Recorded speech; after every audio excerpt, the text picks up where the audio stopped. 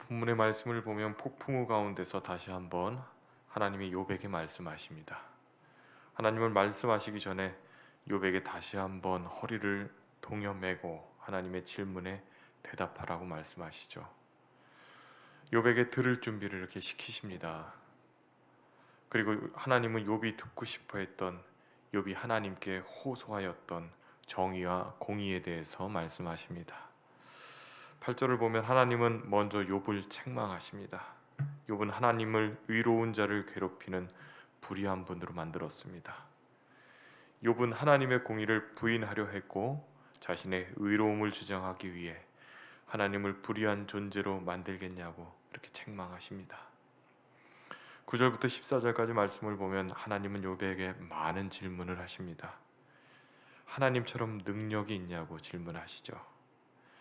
창조주 하나님 앞에 피조물인 인간은 무능한 존재임을 알게 하시기 위해 많은 이야기를 하십니다. 그리고 욥의 힘으로 스스로 구원할 수 있는지를 물으십니다. 15절 이후의 말씀에 보면 하나님은 베헤못에 대해 언급하십니다. 이 베헤못은 구체적으로 어떤 동물인지를 알 수는 없습니다.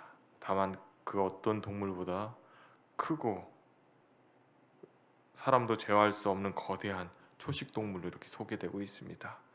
그리고 베헤못은 하나님이 만든 것 중에 으뜸이 가는 것이라고 평가받고 있습니다. 이 베헤못을 누가 제압할 수 있는지 물어보시는 장면이 오늘 본문의 내용입니다. 오늘 본문을 묵상하며 8절 말씀을 보게 되었습니다. 내가 내 공의를 부인하려느냐, 내 의를 세우려고 나를 악하다 하겠느냐. 8절 말씀을 보면 욥은 하나님을 의로운 자를 괴롭힌 불의한 분으로 만들었습니다. 왜냐하면 자기 중심적으로 해석했기 때문이죠. 8절 말씀을 보면 내가 내 의를 세우려고 이렇게 기록이 되어 있습니다. 판단 기준이 자신에게 있다는 것입니다. 자기 중심적으로 생각할 때 넓게 보지 못하고 좁게 보게 되어 있습니다.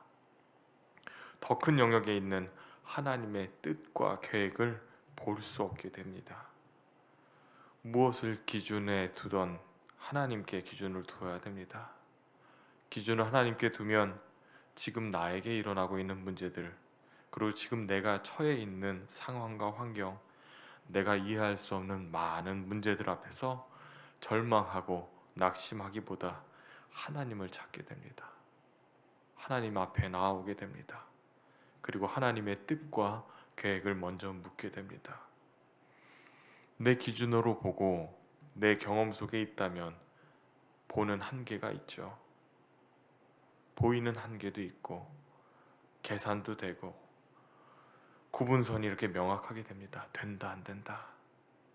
그래서 낙심하고 절망할 수밖에 없는 상황에 처하게 되지만 기준을 하나님께 둔다면, 우리의 모든 삶이 하나님의 다스림 속에 있음을 믿는다면 어떠한 상황 속에서도 실망하거나 낙심하게 되지 않을 줄 믿습니다. 23절 말씀을 보면 강물이 소용돌이 칠지라도 그것이 놀라지 않고 요단 강물이 쏟아져 그 입으로 들어가도 태어나니 라고 기록이 되어 있습니다. 이 하나님의 다스림 속에 있다면 흔들리지 않는다는 말씀입니다.